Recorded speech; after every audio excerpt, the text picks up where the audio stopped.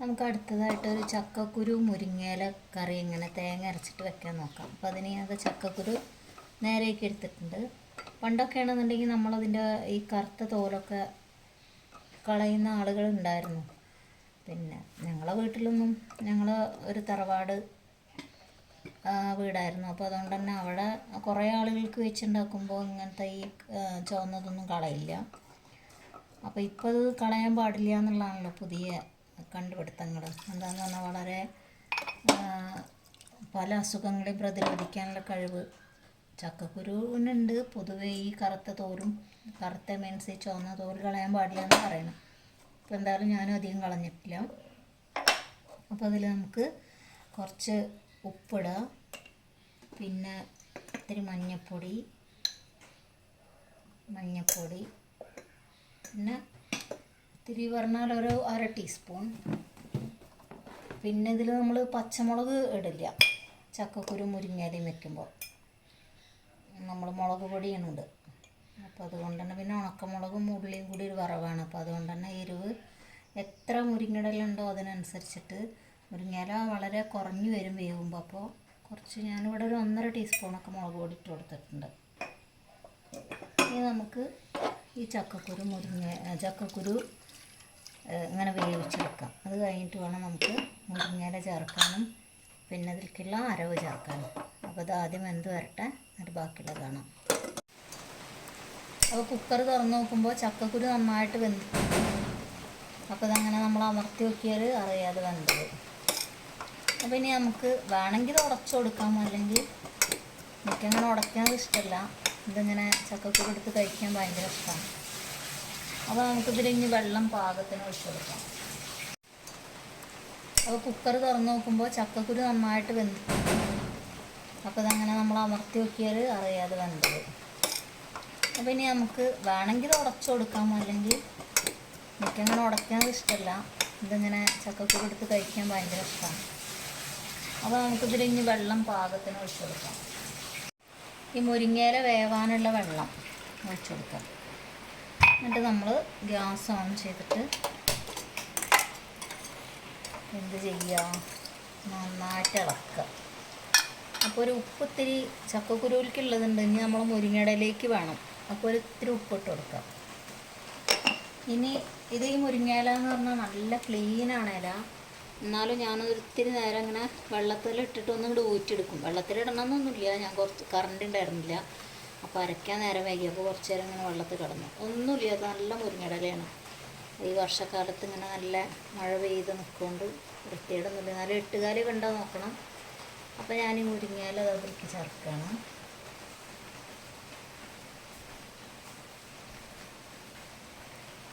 മുരിങ്ങയിലയിൽ മെയിനായിട്ടുണ്ടാവുക എട്ടുകാലിയും പുഴുവാണ്. പുഴു മെയിനായിട്ടുണ്ടാവുക ഡിസംബർ കാലങ്ങളിലാണ്, മഞ്ഞുള്ള സമയങ്ങളിൽ. ബാക്കിയുള്ള സമയങ്ങളിൽ എട്ടുകാലി ഉണ്ടാവും. അപ്പോൾ നമ്മൾ നല്ല കെയർഫുൾ ആവണം നമ്മൾ ദൂരുമ്പോൾ, അല്ലെങ്കിൽ ഫുഡ് ഇൻഫെക്ഷനൊക്കെ വരാൻ സാധ്യത ഉണ്ട്. നമ്മൾ കഴിയുന്നതും ഫ്രഷായിട്ട് തന്നെ ഉപയോഗിക്കാൻ നോക്കുക. പിന്നെ എടുത്ത് വെക്കരുത്. പെട്ടെന്ന് നമ്മൾ അപ്പോഴേക്കുള്ള ആവശ്യത്തിന് വേണ്ടിയിട്ടുള്ളത് എടുക്കുക, അത് ഊരുക ഉണ്ടാക്കുക. എന്നാൽ നമുക്ക് അത് ഊരാനൊക്കെ എളുപ്പമാണ്. മറ്റത് എന്തായാലും ടേസ്റ്റിനൊക്കെ വ്യത്യാസം വരും. അപ്പോൾ ഇനി ഇത് വേവുക എന്ന് പറഞ്ഞാൽ വളരെ എളുപ്പമാണ്. അധികമൊന്നും വേവാനില്ല. പ്രത്യേകിച്ച് ഇത് തളിരലയാണ്, അതുകൊണ്ട് തന്നെ വേഗം വേവും. ഒരു 2 തള തിളയ്ക്കുമ്പോഴേക്ക് ഇതാവും. അത് കഴിഞ്ഞ് നമുക്കിതിൽ തേങ്ങയും ജീരകവും കൂടി ഞാൻ അരച്ച് വെച്ചിട്ടുണ്ട്. അതൊഴിച്ച് നമുക്കിത് മുരിങ്ങയില ഒന്ന് അതെന്തോന്ന് നോക്കിക്കഴിഞ്ഞാൽ നമുക്കത് വാങ്ങി വയ്ക്കാം. എന്നിട്ട് ഒരു ഉള്ളി അരിഞ്ഞിട്ട്, ചെറിയ ഉള്ളി അരിഞ്ഞിട്ട് അതും പിന്നെ നമ്മളെ വറ്റൽമുളകുണ്ടല്ലോ അതായിട്ടൊരു വറവും കൂടി ഇട്ട് കഴിഞ്ഞാൽ അടിപൊളി മുരിങ്ങയില ചക്കക്കുരു കറി തയ്യാറായി. അപ്പോൾ മുരിങ്ങയില ഞാൻ വെന്തോ നോക്കി. ഇത് ഒരുപാട് വെന്ത് അളിയാൻ പാടില്ല. അപ്പോൾ അതിൻ്റെ ടേസ്റ്റൊക്കെ വ്യത്യാസം വരും. അപ്പോൾ തേങ്ങ അരച്ച് വെച്ചിട്ട് ഞാൻ തേങ്ങയും ജീരകവും കൂടി അരച്ചതാണ് ഇതിൽ ചേർത്ത് കൊടുക്കാം. ഇനി ഒരുപാട് വെള്ളം നമുക്ക് വേണ്ട, ഒത്തിരി വെള്ളം കൂടി ആഡ് ചെയ്യാം.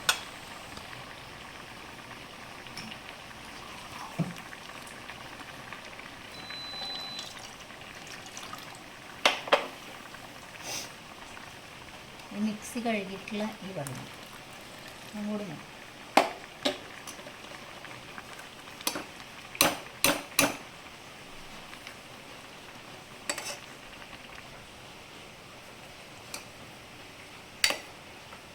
കയ്യിൽ ചൂടായി അവിടെ ഇട്ടപ്പോൾ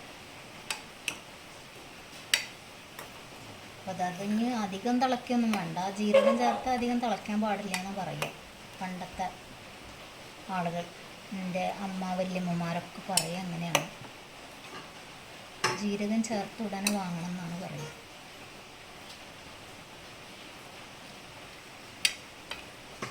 അപ്പം എല്ലാം കറക്റ്റായിട്ട് വെന്തിട്ടുണ്ട്. ഒരിത്തിരി ഉപ്പിൻ്റെ കുറവുണ്ട്.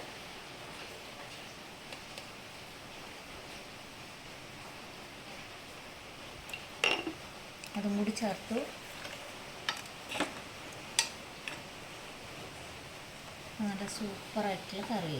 ഇനി നമുക്കത് ഓഫ് ചെയ്യാം.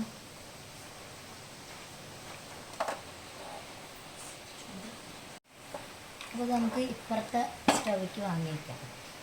ഇത് നമുക്ക് ഒരു വറവ്. ഇതിപ്പോൾ രാവിലെ പുട്ടിന് പപ്പടം കാച്ചി ചീനച്ചട്ടിയാണ് കേട്ടോ. അതാണ് അതിൽ ഈ പപ്പടത്തിൻ്റെ കാരാണ് ഇരിക്കുന്നത്. അപ്പോൾ നമുക്കിതിലൊരു വറവിടാം. ഇതിങ്ങനെ ചുവക്കനെ മൂപ്പിച്ചിട്ട് നമുക്കതിലേക്ക് അത് വറവിടാം. അപ്പോൾ ചോറിന് കൂട്ടാൻ പറ്റിയ ഒരു അടിപൊളി മുരിങ്ങയില കൂട്ടാം. ഇതുപോലെ മൂക്കണം കേട്ടോ, ചുമന്നുള്ളി.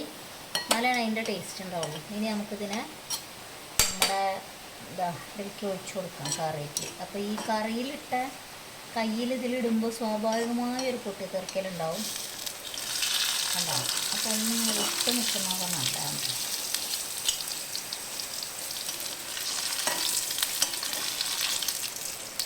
അപ്പോൾ മറ്റേ നമ്മളാ പപ്പടം ഉണ്ടല്ലോ, എടുക്കാൻ മടിച്ചിട്ടാണ് ഈ ചെയ്യുന്നത് കേട്ടോ. അതാണെങ്കിൽ ചീനച്ചട്ടി കൊണ്ട് ഒഴിക്കാം.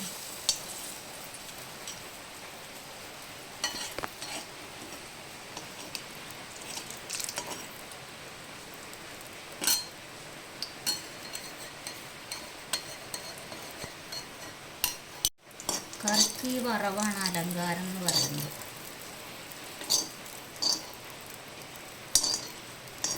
അപ്പം അതുകൊണ്ട് ഇത് സ്കിപ്പ് ചെയ്യാതിരിക്കുക. അടിപൊളി കറി. എല്ലാവരും ട്രൈ ചെയ്ത് നോക്കിയിട്ട് അഭിപ്രായം പറയണേ. നമുക്ക് മുരിങ്ങയില വേറെയും പല രീതിയിൽ വയ്ക്കാം. പിന്നെ അതൊക്കെ ഓരോ വീഡിയോയിലായിട്ട് നമുക്ക് കാണാം. Okay, by.